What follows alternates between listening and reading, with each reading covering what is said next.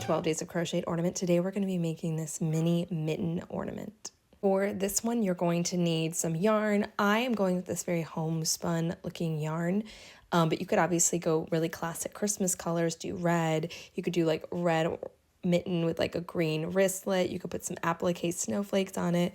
You can really customize these very easily. You're also going to need your 3.5mm hook, and then obviously your scissors and a needle for sewing in any ends. And we are going to start with the thumb of the ornament. So we are going to make a magic circle and put 8 single crochet into it. And then you're going to do rows 2 through 5 as rows of single crochet. So there is your finished thumb, and now we're going to work on the hand of the mitten. And so we are going to get another magic circle going, and we're going to put 6 single crochet into this one. Row 2 is going to be a row of increases, so that's 2 single crochet into every stitch. Row 3 is going to be 1 single crochet and an increase repeated all the way around. And then you have rows 4 through 11 that are just going to be single crochet, building up the walls of your mitten. So there is the hand of it worked up, and now we're going to work the thumb of our mitten into the hand. So I did a single crochet to start off row 12, and then I am going to go and grab my thumb here, and I am going to crochet right into it. And I remember that it's 8 around, so I can keep track of my stitches. And I'm going to single crochet all 8 stitches around the thumb.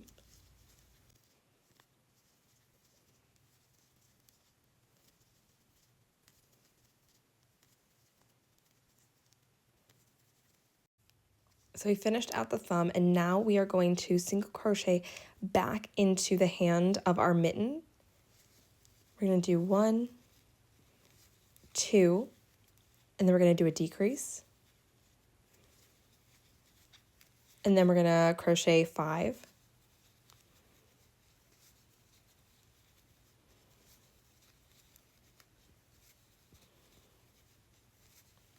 And then we're going to do another decrease. And we are going to finish out our round with single crochet.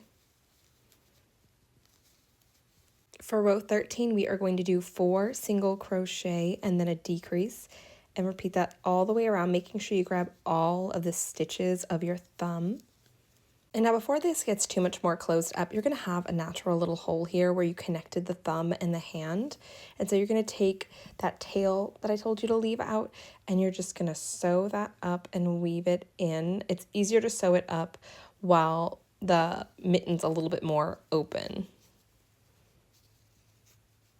Row 14 is going to be a row of single crochet.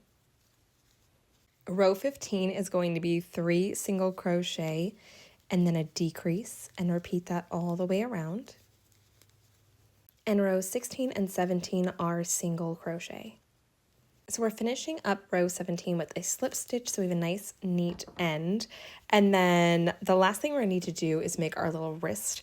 I find the easiest way to do this is to just make our crocheted ribbing separate, and then I can sew it on. When you have a piece this small, I find that's the best way to do it. If you've never done crocheted ribbing before, you are going to start with a slip stitch. For this one in particular, we are going to chain 4, and then we're going to work 3 active stitches. The first row is just a row of single crochet, and then all the rows after that are just worked up on the back loop. In the back loop, if you see your little V of a stitch there, you're going to work on the one that's in the back here. So put a single crochet just through the back loop there, and just through the back loop there, and the same with the very last one. And just keep working up on the back loop over and over again until you have enough to go around the wrist of your mitten, which is going to be about 3.5 inches.